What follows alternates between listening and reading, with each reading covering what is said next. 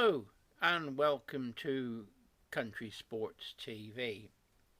Now, we're back on Wild Justice again and the threatened court action by Mr. Packham and crowd and Mark Avery's lot. I've considered a new name, a tag for Wild Justice: animal rights extremist political motivated group. So anytime you put Wild Justice down, you want to put down animal rights extremist political lobbying group, or words to that effect. We have to describe them for what they are: a small band of animal rights activists controlling the government. Just think about it. Who are they? The ex-retired director and CEO of the RSPB, and a television presenter. Yes, they got a profile.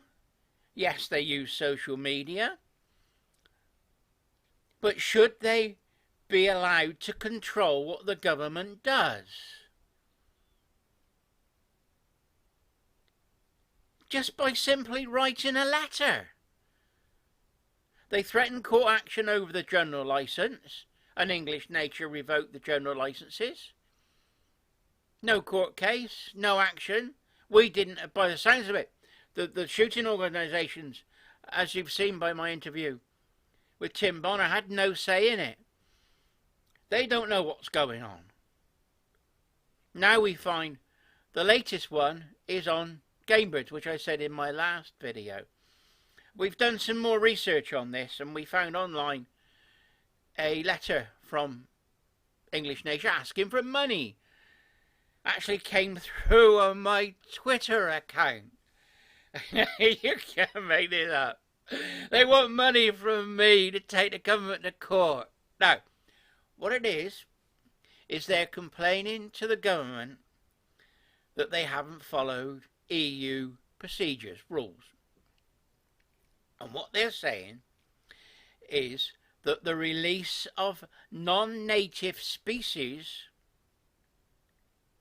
has been done illegally by our government. The species in question is the pheasant and the partridge. Red-legged partridges, which are basically French. Well, they say that they have to do environmental impact assessments before the non-native species can be released into the wild. No, don't go shouting at me, telling me that they've been here for thousands of years. That is just what we're going to go into. And don't tell me that the gamekeeper picks up the eggs of the pheasants from last year, which we've done for hundreds of years, to breed and then release them again. Because they can't breed in the wild because of the deprivation from badgers and foxes. No, I'm gonna go into that in a minute. Let's get this right. So I was thinking, when did we first have the pheasant? And it's got to go back to Charles II, I know, because that's when we started having organised estates for shooting. When we first really started having organised flying bird shooting is the best way to describe it. Yeah, they were only using flintlocks back in those days, but they'd have a gun on a peg and loaders. They'd have 3 guns, not just a pair.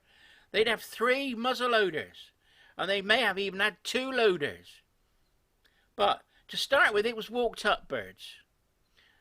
And the gamekeepers would breed the birds, and they would keep the foxes and badgers down so that the pheasants could breed in the wild. Later on, they collected the pheasant eggs up. They would put them under broody hens. I've done that. I used to get pheasant eggs off the keeper He said, I've got enough in my incubator now. I don't need any more eggs, and they're still producing them. If you've got any broody hens, you can have some eggs. So we would put 12 or 15 eggs under a broody. We had Morans at the time, and they all hatched out.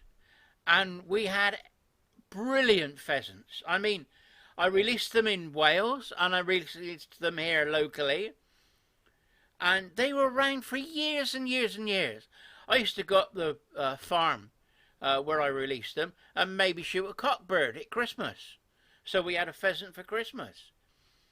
I used to leave the hens, just shoot the cockbirds, so that we didn't have too many cockbirds on the ground. But over time they disappeared. But the ones in Wales, they're still going. They're still on a farm in Wales, in a little valley, and they are still thriving. The farmer's feeding them in the winter, and in the summer he just lets them carry on, and they breed on their own. So pheasants do breed in our wild, and how long have they been there? That's the question that I was asking.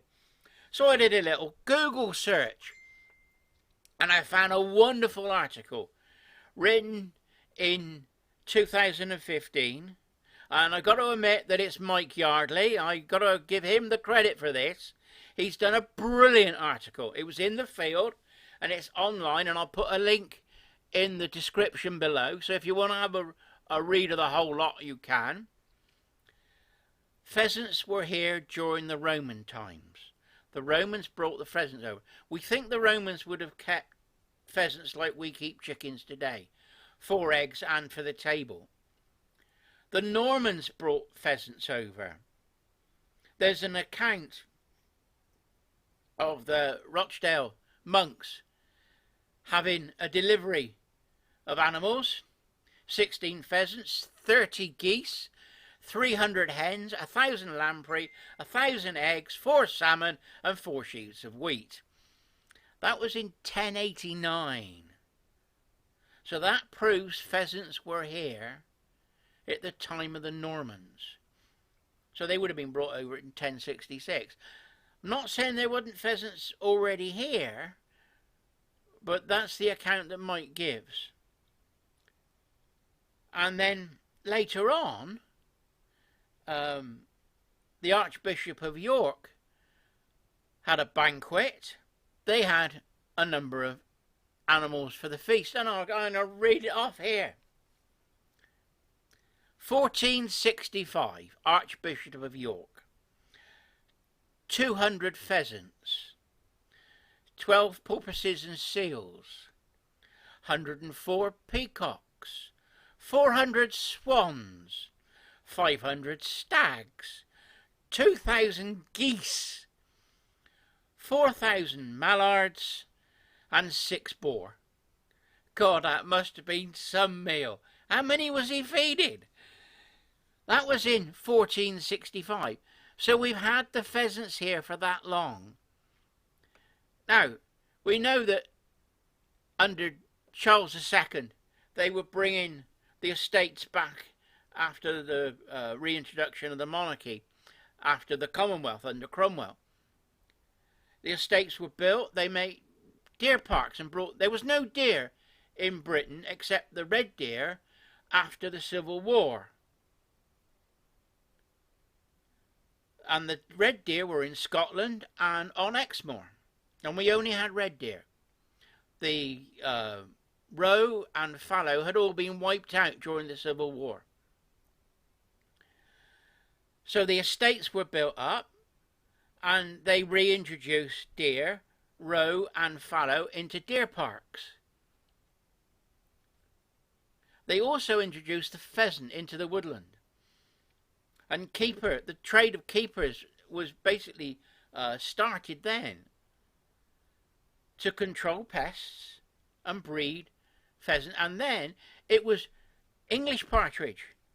And English partridges could thrive because they were doing the pest control. As Blackstone said, it was for the common good. to control the ravenous beasts of prey, the fox and badger. And if you read Blackstone's, it's under the rules of trespass. And if I can find the link for it, I'll put it down below.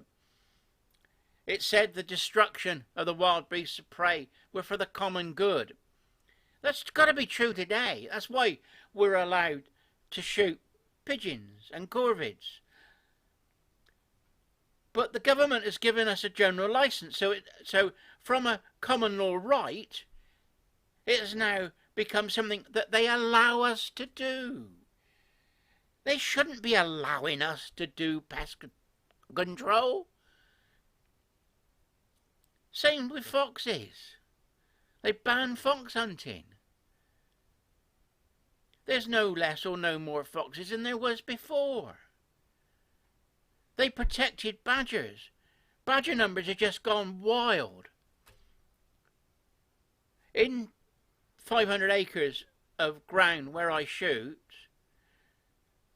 we estimated that there was 250 badgers. You're going, well, that's a lot. How many? Why is that? We had 12 badger sets in 500 acres. 12 badger sets. Oh, you say, oh, the badgers, they have a number of acres and they have outlying sets. No. There was also outlying sets of that 12. There was 12 distinct different sets. And yet each of those 12 had outlying sets with them. I think I counted over 50 different sets around the woodland on both sides of the farms. 3 separate farms. In the end, the badgers, there were so many badgers and they had so much problem with TB, they got rid of the milk cows. They were 3 distinct herds of milking cows, and because of TB, they stopped doing it. These animal rights people have got to realise that there's consequences to their actions. And this wild justice crowd has got to understand that they just can't be animal rights, save the planet crowd, save the animals. They've got to understand that their actions have consequences. We have to fight this. We have to fight it with logic and truth. This Mike Yardley article proves that the pheasant has been here for 2,000 years. It's been bred here deliberately for 1,000 years. We've had organised shoots for 400 years. When does it become a non-native species? We could say this about the grey squirrel, the rabbit. The Normans brought the rabbits over. And they built the warrens to keep the rabbits. And that's where you get the name warrender from. Where does it stop? You know, I think that all they want to do is have a go at what they see as the elite. Rich people who go shooting, either grouse shooting or pheasant shooting, pay lots of money for it, buy lots of expensive guns, which I'm happy they do because I can repair them. You know, being a gunsmith. But that's not right. You know, some people have earned money and they've got businesses or they've got a job that pays well. They can afford these things. It's like stopping people driving because they got a big expensive car. You don't do that. It's all to do with power and control. They found that all they got to do is write a letter and the government would jump. But we now know that the leader of English nature is a mate of Mark Avery's. So is there some connection there? Have they talked to each other? Has Mark Avery been taking the new leader of the English nature out for a pint down the pub and a pasty, well, he wouldn't be taken up for caviar, would they? Not these socialists. Might have given him fish and chips, I expect. What's he done? Had a little chat. Said, oh, how can we have a go at these shooters? Well, if you write to me and tell me that we ain't doing this, we'll have to jump. Is there been collusion? I don't know. I'm only asking the question. Anyway, read Mike Yardley's article. Absolutely brilliant. And I got to give Mike Yardley all the credit for this and this information. The pheasants have been here for ages, and wild justice needs to be fought. And the best way to fight them is with the truth. Anyway, Ian Sumrall, Country Sports TV, signing off. And we're going to win this. Bye.